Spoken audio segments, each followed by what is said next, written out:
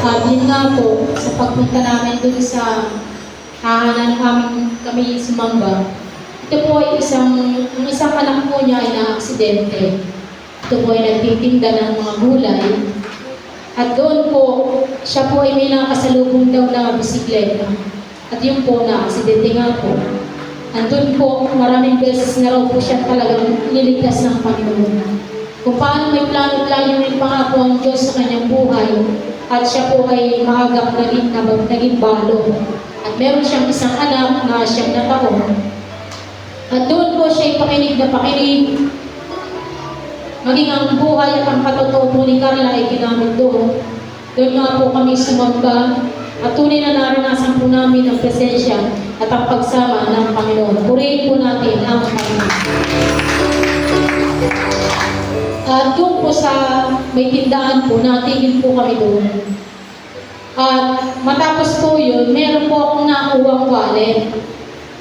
Yung pong wallet, nung hindi ko pa po binubuksan, and then nung pagbalik po namin sa school, inopen ko po siya, ang laman po niya ay ID ng 4 piece. And then yung ATM niya. At doon, kung ginawa ko po, kinontak ko yung inanap ko sa Facebook, yung kanyang pangalan. And then, nag-chat ko siya. Kinagabihan ng 12:30 a.m. ng madaling araw na po, nag-message po siya sa akin. And then, tumatawag po siya.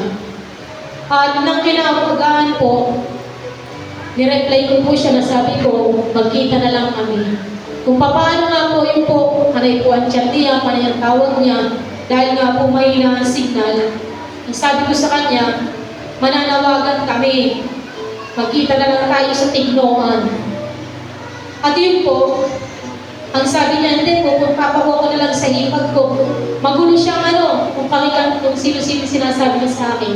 At nung sabi po niya, nakasakay na raw siya sa jeep.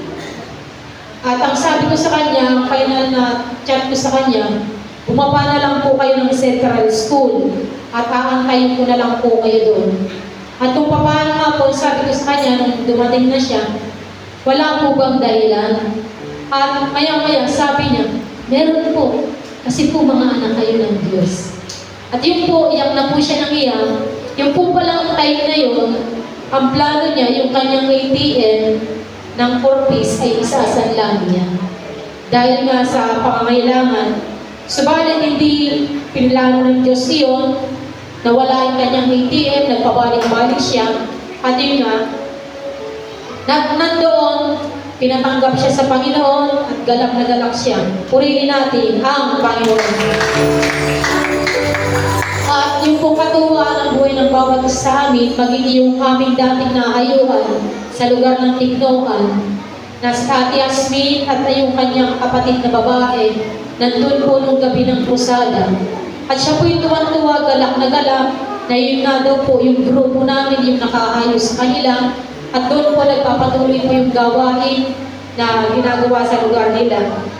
At talagang po nagpapasalamat kami sa Panginoon sa pabor na ito na pinagpakaloob sa buhay ng bawat isa.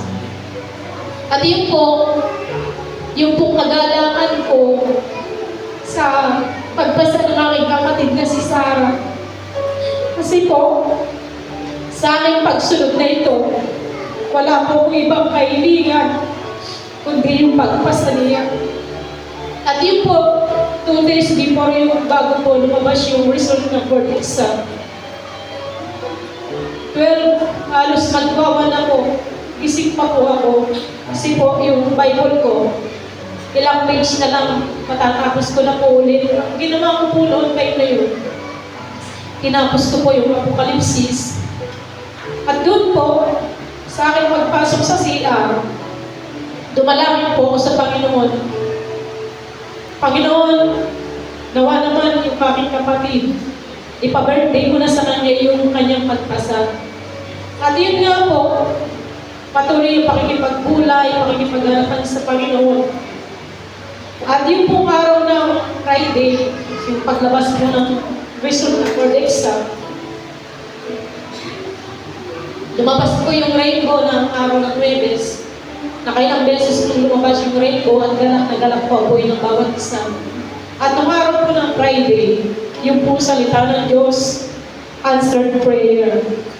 At doon po sa loob ko po, galak na galak po ako.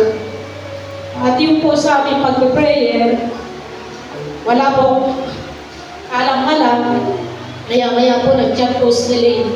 Nakita ko po, may chat po si Angge, ang sabi, alam naman ni Esen, pasa na si Sarah.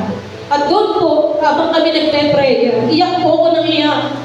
Sapagkat alam ko po na talagang when God's perfect time po talagang ipagkakaloob ng Panginoon.